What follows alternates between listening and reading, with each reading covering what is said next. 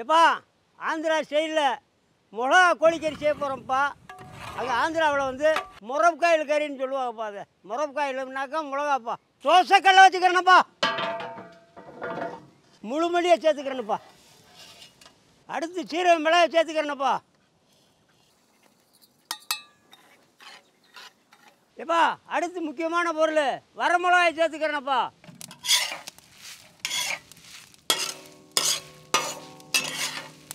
எப்பா இப்போ தேப்பா நல்லா வாசனை வர ஆரம்பிக்குதப்பா. கல் சூடேறிடுச்சு. எப்பா ஏலக்காய் 2 சேர்த்துக்கிறோம்ப்பா. பட்டைப்பா, சோம்பு 2 சேர்த்துக்கிறோம்.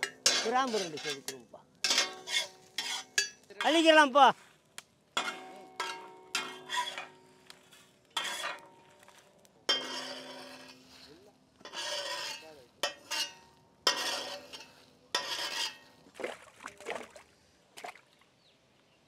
எப்பா வெங்காயத்தை நல்லா ஆம்லேட் கொட்டின மாதிரிப்பா பொடி பொடியாக நறுக்கிக்கணுமாப்பா. கறியை அழைச்சி எடுத்துக்கலாம்ப்பா.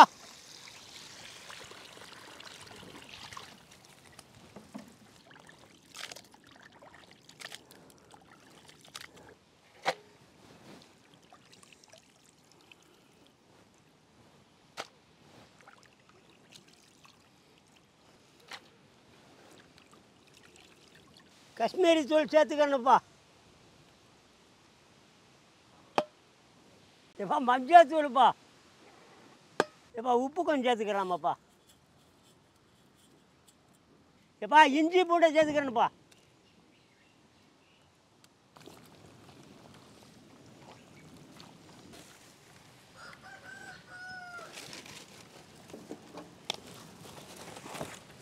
சட்டி ஏற்றிக்கலாம்ப்பா.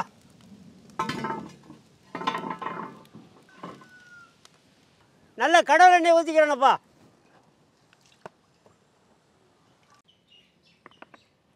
எப்பா பச்சை மிளகா வெங்காயம்ப்பா.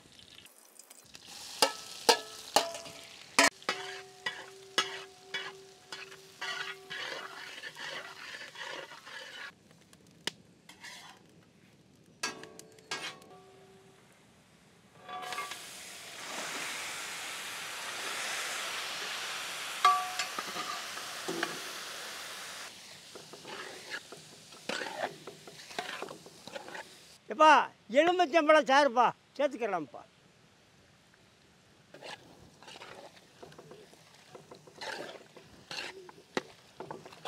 எப்பா முக்கியமான மசாலாப்பா சேர்த்துக்கலாமாப்பா.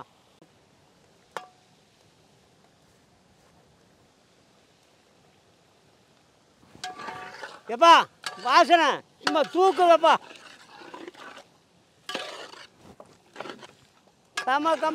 கம்மன்னு முணக்குதப்பா.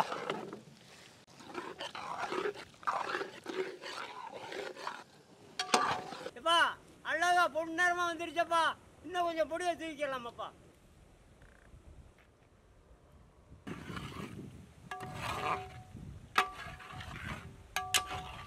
எப்பா கறிவேப்பிலை உருவி போட்டுக்கலாமாப்பா.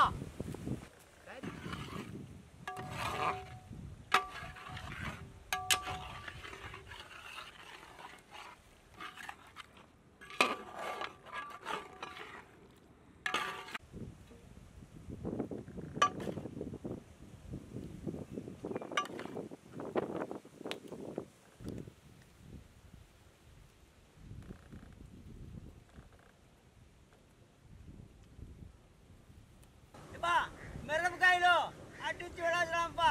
மிரப்புக்காயில் சிக்கனு சூப்பர்ப்பா. ஆஹா அருமையான டேஸ்ட்டப்பா. இப்போ இந்த டிஷ்ஷப்பா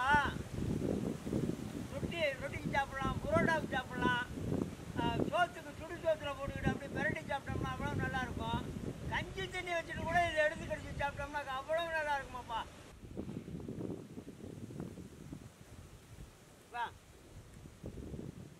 மிரப்புக்காயில் கறியை சாப்பிட்டுக்கிட்டே இருக்கலாம்ப்பா.